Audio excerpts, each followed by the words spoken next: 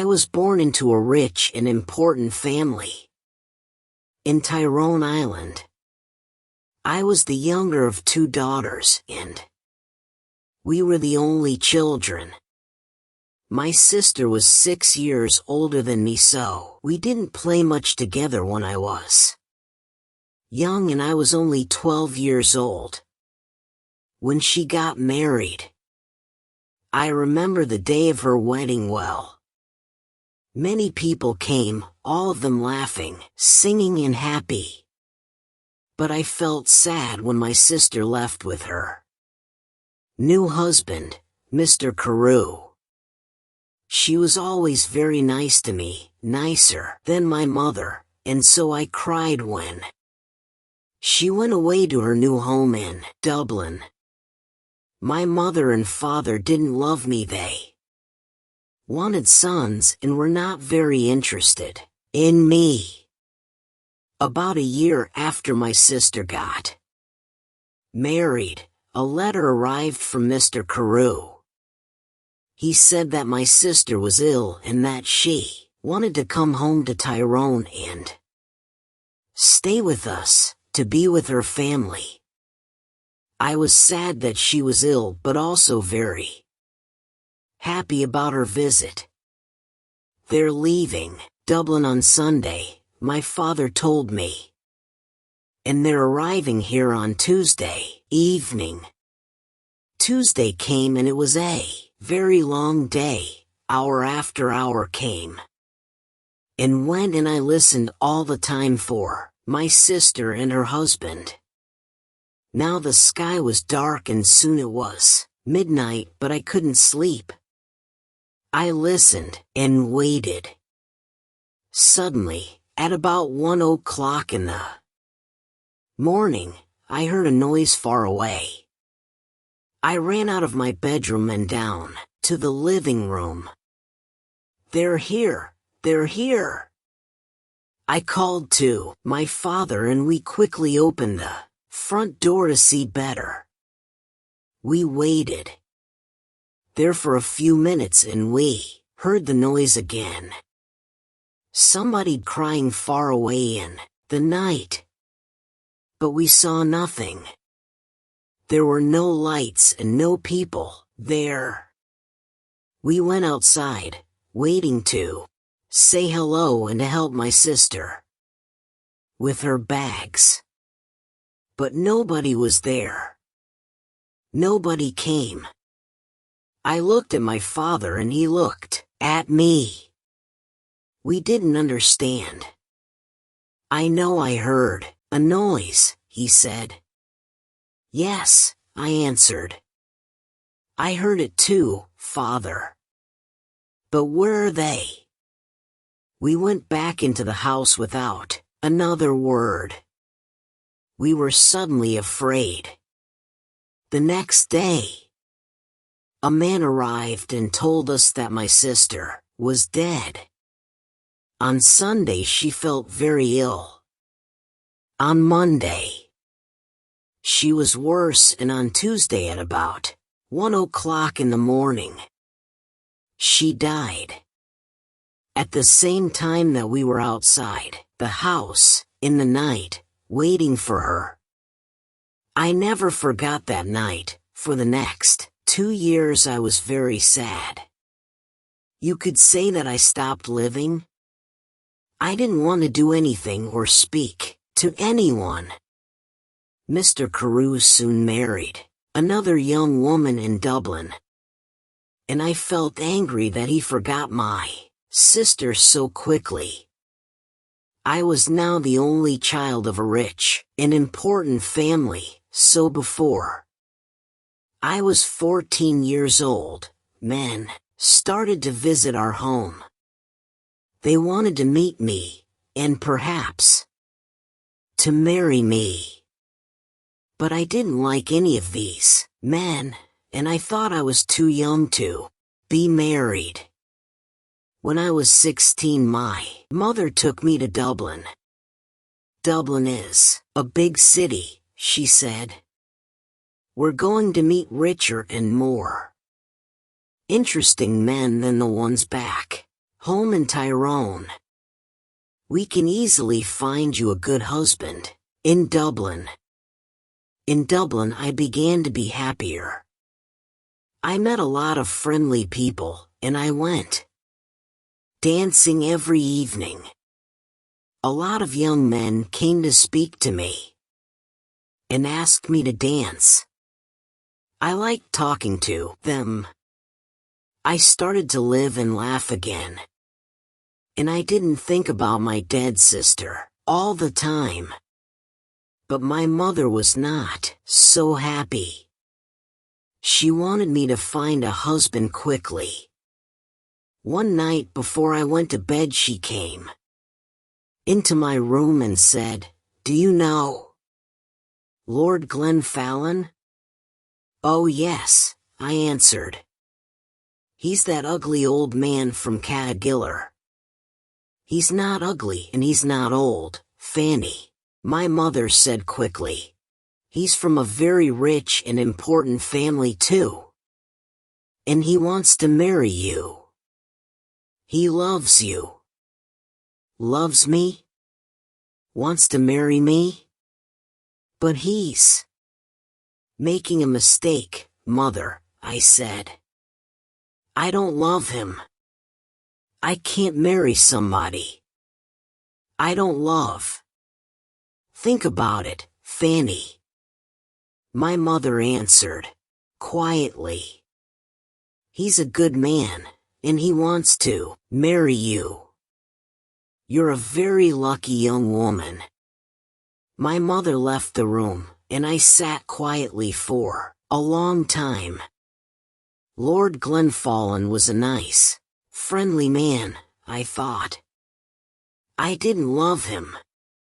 No, but I did like him. He always talked about interesting things. I never felt happy at home with my mother. And the next morning when I saw my mother, I said only one word. Yes. Lord Glenfallen. And I got married the next spring, and 2 days after our wedding we said goodbye to my family and left Tyrone. 3 days later we arrived in Carrigahilla. And I saw my husband's beautiful house for the first time.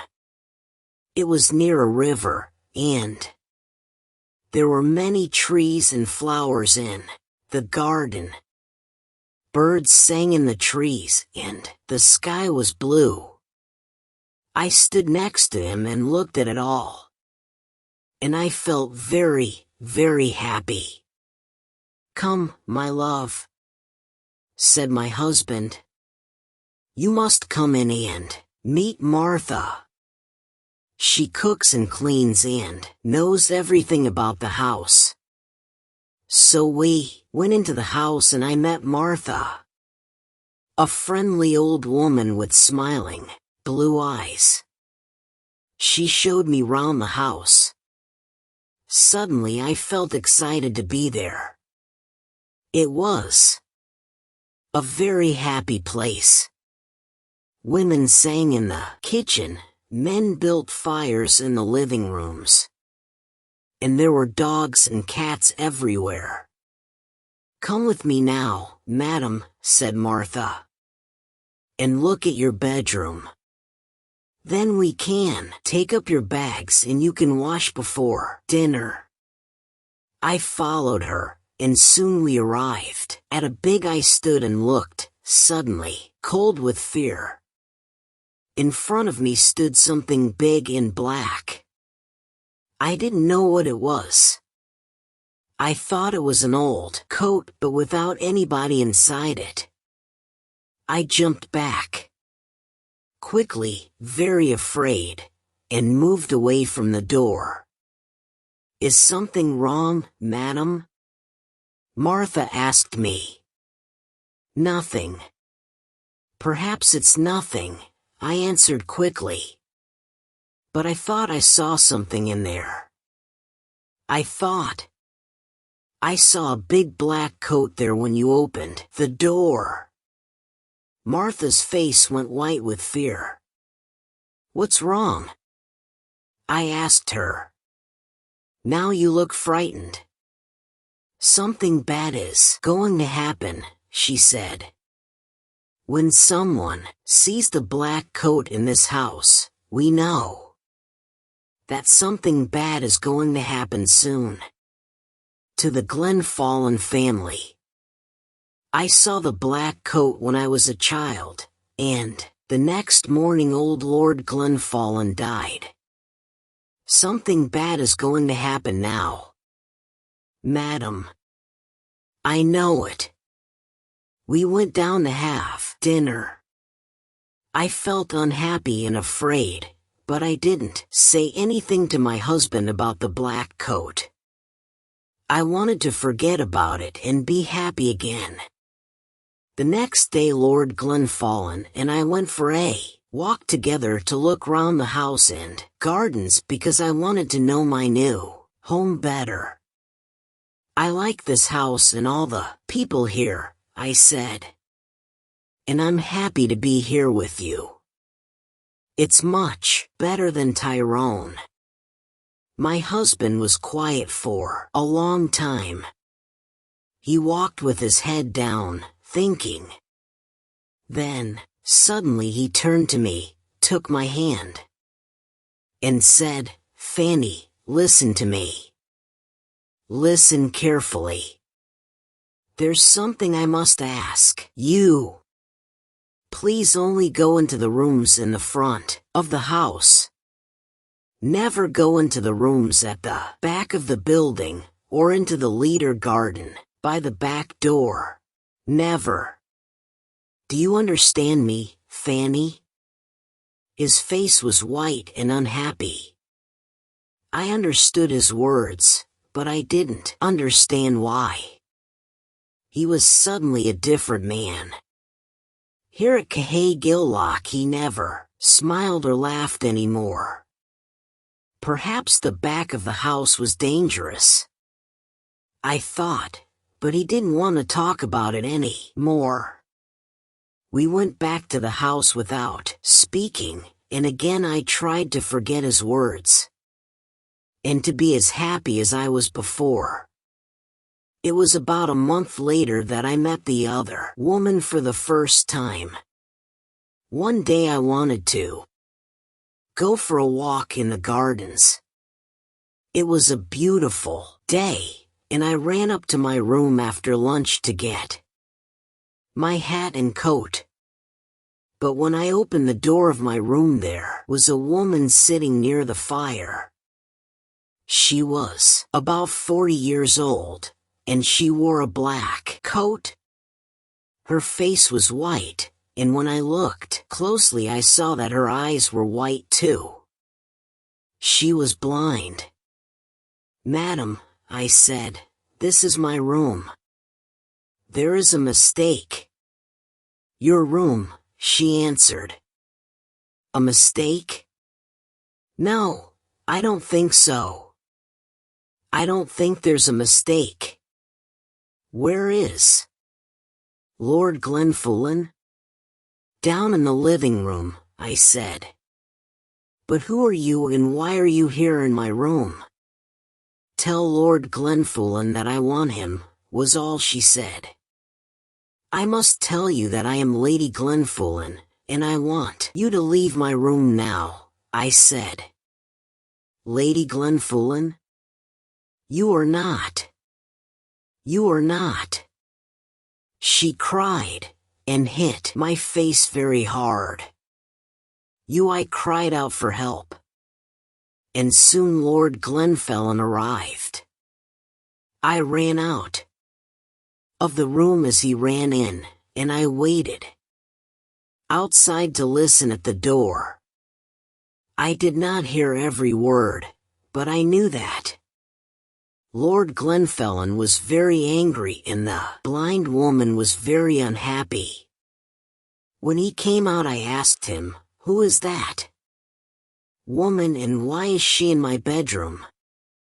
But my husband didn't answer me. Again his face was white with fear. His only words were, "Forget her." But I did not forget her. And every day it was more and more difficult to talk to my husband. He was always quiet now, always sad and afraid.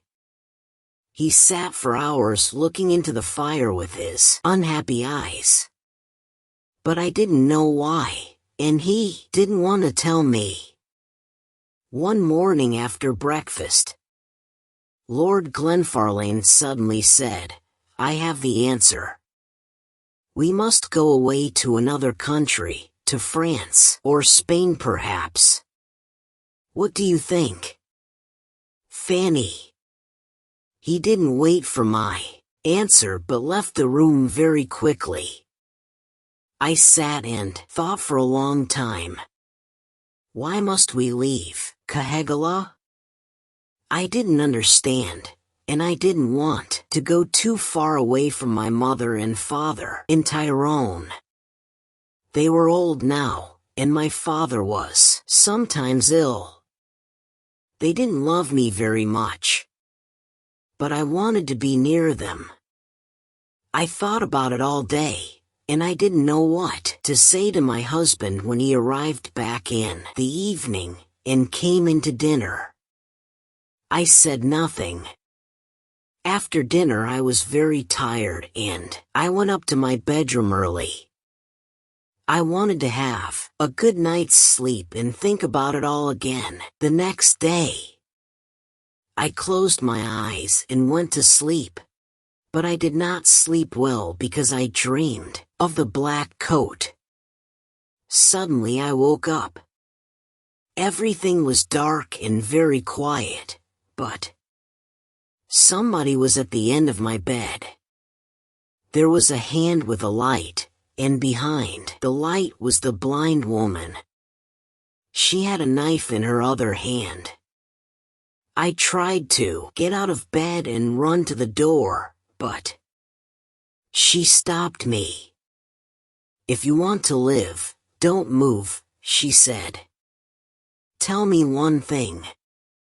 Did Lord Glenfarlane marry you?" "Yes, he did," I answered. "He married me in front of 100 people." "Well, that's sad," she said. "Because I don't think he told you that he had a wife." "Me, I am his wife, not you, young woman. You must leave this house tomorrow. Because if you stay here, you see this knife?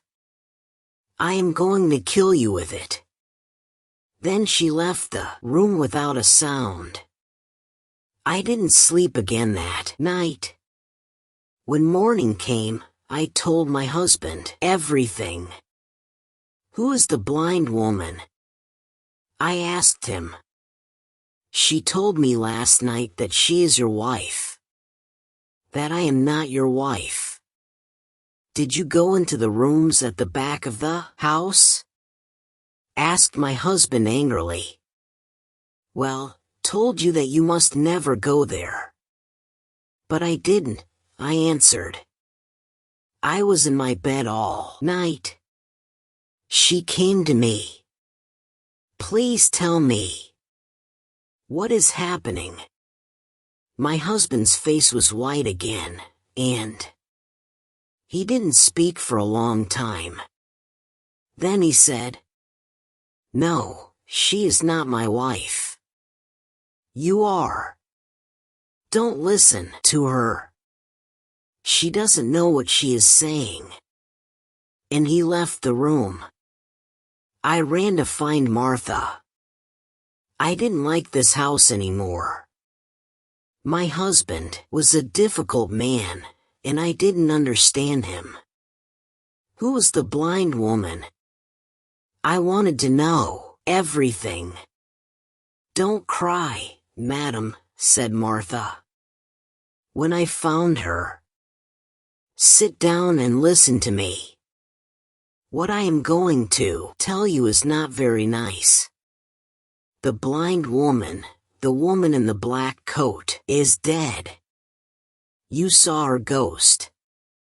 She was married to your husband, and she was Lady Glenfallen. Nobody knows how she died. Her bedroom was at the back of the house. Somebody saw your husband with a knife in his hand on the night she died. But did he kill her? Nobody knows. When we found her, the knife was on the floor next to her, in her eyes. Somebody cut her eyes out after she died. Perhaps he didn't want her to see his other women, his next wife, you. I didn't wait to speak to my husband again. I left that day. I was too afraid to stay another minute at Carrigahilla. I knew that the blind woman was going to come back again and kill me. I said goodbye to Martha, took my bags and told my driver to take me back to Tyrone. I am happy living here with my mother and father now. The house is quiet, I sleep well each night, and they are friendlier to me than they were before. Sometimes my dead sister visits me at night, but I am never afraid. She tells me that the blind woman is trying to find me at Carrigahilla and that she wants to kill me. She is jealous of me, but she can never find me there. She must wait for the next Lady Glenfallen